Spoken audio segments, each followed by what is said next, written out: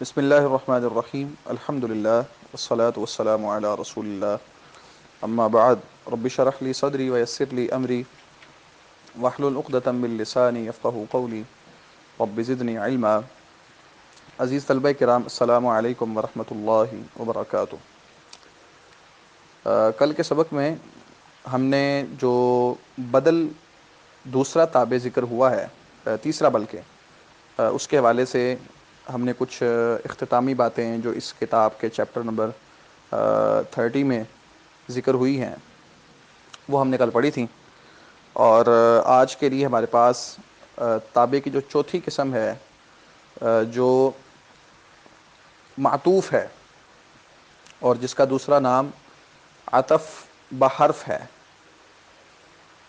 اسے ہم پڑھنے جا رہے ہیں کہ یعنی ایک ایسا کلمہ بھی اور ایک ایسا اسم بھی ہمارے سامنے عربی کلام میں ہمیں آئے گا، ہمیں ملے گا کہ جسے اپنے سابقہ اسم والا اعراب دیا جائے گا، اور وہ اپنے سابقہ جو اسم ہوگا اعراب میں اس کی اتباع کرے گا۔ تو وہ آج ہم پڑھنے جا رہے ہیں، اور اس کو العطف بالحرف بھی کہتے ہیں اور معطوف بھی کہتے ہیں۔ تو اس کی تعریف لکھتے ہوئے صاحب کتاب لکھتے ہیں کہ تابعٌ، عطف بالحرف جو ہے وہ تابع ہے، یتوسط بینہ و بین متبوعہ حرف من الحروف العاطفہ، کہ جس کے اور اس کے متبوع کے درمیان، یعنی وہ تابع کہ جس کے متبوع اور اس کے درمیان حروف عاطفہ میں سے کوئی ایک حرف آئے، اس کو العطف بالحرف کہا جاتا ہے۔ یعنی کوئی بھی تابع جو اپنے متبوع کی اعراب میں موافقت کر رہا ہے اور اس کے متبوع اور اس کے اپنے درمیان حروف عاطفہ میں سے کوئی حرف آتا ہے، ٹھیک ہے جی۔ تو لکھتے ہیں کہ عطف بحرف وہ تابع ہے کہ اس کے اور متبوع کے درمیان حروف عطف میں سے کوئی حرف آئے۔ وہ مثال دیتے ہیں قرآن سے، وَلِلَّهِ الْمَشْرِقُ وَالْمَغْرِبُ۔ اب یہاں پہ المغرب نے اعراب کے اندر المشرق کی اتباع کی ہے، اور یہ جو اتباع کرنے والا ہے جسے ہم تابع کہہ رہے ہیں، یہ ایسا تابع ہے جس کا نام العطف بالحرف ہے، اور جو تابع کی تعریف تھی وہ اس پہ فٹ آ رہی ہے کہ اس کے اور اس کے متبوع کے درمیان ایک حرف عطف ہے جو یہاں پہ واو ہے۔ آگے ذکر کرتے ہیں کہ متبوع کو معطوف علیہ اور تابع کو معطوف کہا جاتا ہے۔ مذکورہ مثال میں المشرق متبوع معطوف علیہ ہے اور واو حرف عطف ہے، اور المغرب تابع معطوف ہے۔ یہاں تک انہوں نے آپ کو یہ بات سمجھا دی کہ جو العطف بالحرف ہے یہ تابع ہے، اور اس کی تعریف کیا ہے، یہ کس طرح کا ہوتا ہے، اور یہ کیسے اس کا استعمال ہوتا ہے۔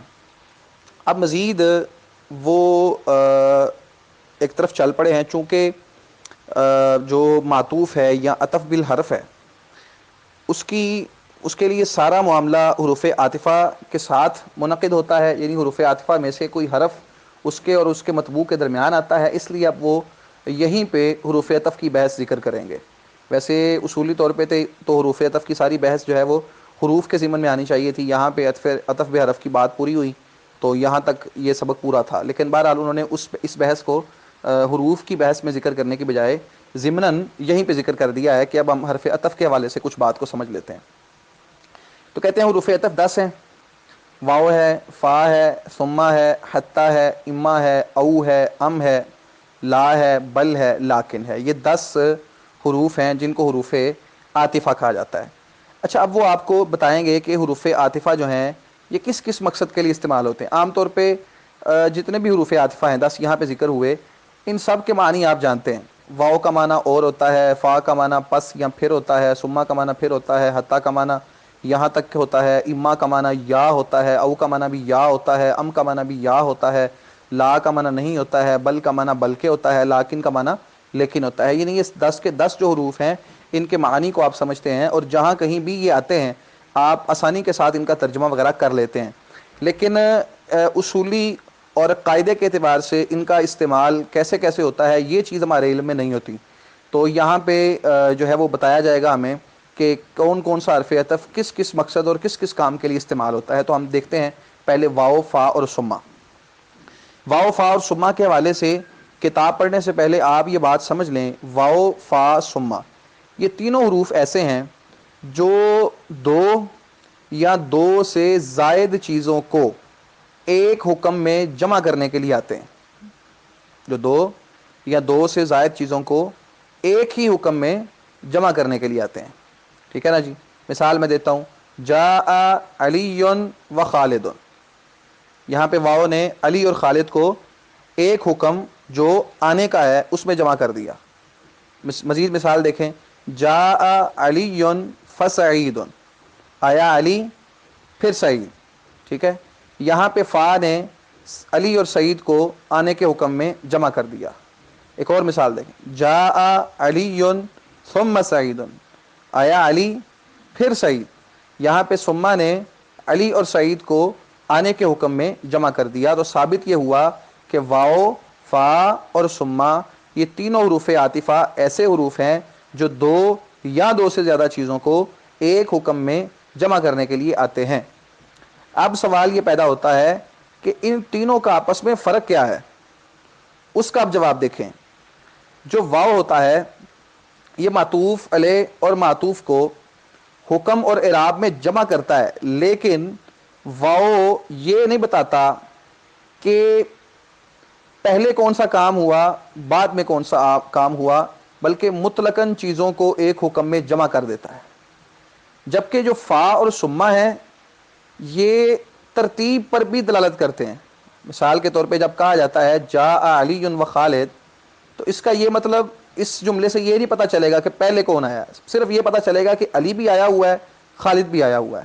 لیکن اگر یہ کہا جائے جاء علی فخالد, تو اس کا صاف سا مطلب یہ ہے کہ پہلے علی آیا ہے پھر خالد آیا ہے. اور اگر کہا جائے جاء علی ثم خالد, تو اس کا مطلب بھی یہی ہے کہ پہلے علی آیا ہے پھر خالد آیا ہے. تو سمجھ یہ آئی کہ جو واو ہے یہ معطوف علیہ اور معطوف کو حکم اور اعراب میں جمع تو کر رہا ہے, لیکن ترتیب کا یا پہلے اور بعد میں کون سا کام ہوا ہے اس کا فائدہ نہیں دے گا. یعنی اس کلام سے صرف یہ پتا چلے گا کہ دونوں لوگ آئے ہیں, پہلے کون آیا بعد میں کون آیا اس سے سمجھ نہیں آئے گی. جبکہ جو فا اور سما ہے یہ دونوں اعراب میں اور حکم میں دو یا دو سے زیادہ چیزوں کو جمع بھی کرتے ہیں, اور ساتھ ساتھ جو ان کی ترتیب ہوتی ہے اس پر بھی دلالت کرتے ہیں, اور ترتیب کے بارے میں بتاتے ہیں ہمیں کہ پہلے کون سا کام ہوا بعد میں کون سا کام ہوا. اب سوال یہ پیدا ہوتا ہے کہ جب وا اور سما دونوں چیزیں ترتیب پر دلالت کرتی ہیں تو ان کا آپس میں فرق کیا ہے, واو فا کا اور سما کا آپس میں فرق کیا ہے. اس کا جواب یہ ہے کہ جو فا ہے یہ جب آتا ہے تو اس کا مطلب یہ ہوتا ہے کہ یہ جو چیز ہے, یہ جو کام ہے اپنے مطبوع کے فوراً بعد ہوا ہے. ٹھیک ہے جی, تعقیب یعنی فوراً بعد ہوا ہے یہ کام. جبکہ جو سما ہوتا ہے یہ جب آتا ہے تو یہ بتاتا ہے کہ تابع اپنے مطبوع سے فوراً بعد نہیں بلکہ کچھ دیر بعد ہوا ہے. ٹھیک ہے نا. تو اس حوالے سے یہ کہہ دیا جاتا ہے کہ جو فا ہے یہ تعقیب کا فائدہ دے رہا ہے, یعنی کام کے فوراً بعد واقع ہونے کا فائدہ دے رہا ہے, چیز کے فوراً بعد ہونے کا فائدہ دے رہا ہے. جبکہ جو سما ہے وہ تراخی کا فائدہ دے رہا ہے, یعنی کام کے کچھ دیر بعد یا چیز کے کچھ دیر بعد وقوع پذیر ہونے پر دلالت کر رہا ہے. تو ثابت کیا ہوا کہ جو واو ہے, فا ہے, سما ہے, یہ تینوں مختلف یا دو چیزوں کو ایک حکم میں جمع کرنے کے لیے آتے ہیں, اور جو واو ہے وہ مطلق جمع کرنے کے لیے آتا ہے, وہ نہ ترتیب کا فائدہ دیتا ہے نہ تعقیب کا فائدہ دیتا ہے.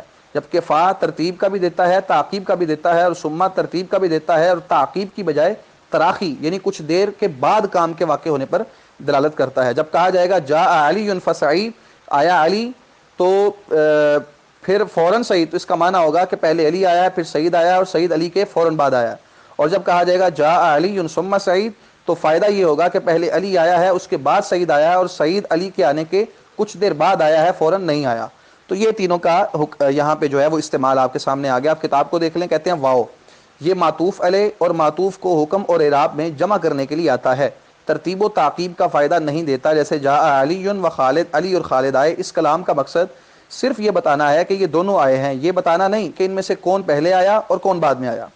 فا یہ ترتیب اور تعقیب کے لیے آتی ہے, جیسے جاء علی فسعید, اس کا مطلب یہ ہے کہ پہلے علی آیا اور اس کے فوراً بعد سعید آیا, ترتیب بھی ہے تعقیب بھی ہے. اور سما یہ ترتیب اور تراخی کے لیے آتا ہے, تراخی کا مطلب کسی کام کا دیر سے ہونا، ٹھیک ہے نا، لیٹ ہونا. جیسے جاء علی ثم سعید، اس کا مطلب یہ ہے کہ پہلے علی آیا پھر سعید آیا، اور جو سعید ہے وہ علی سے کچھ دیر بعد آیا. تو یہ یہاں پہ آپ کے سامنے فا اور سما اور جو واو ہے اس کے حوالے سے بات آپ کے سامنے واضح ہو گئی. اور انشاءاللہ ہم کل جو ہے وہ حتی او اما اور ام کے حوالے سے کچھ باتوں کو سمجھیں گے. آج جتنا سبق پڑھا ہے اس کو آپ اچھی طرح سمجھ اور یاد کر لیں.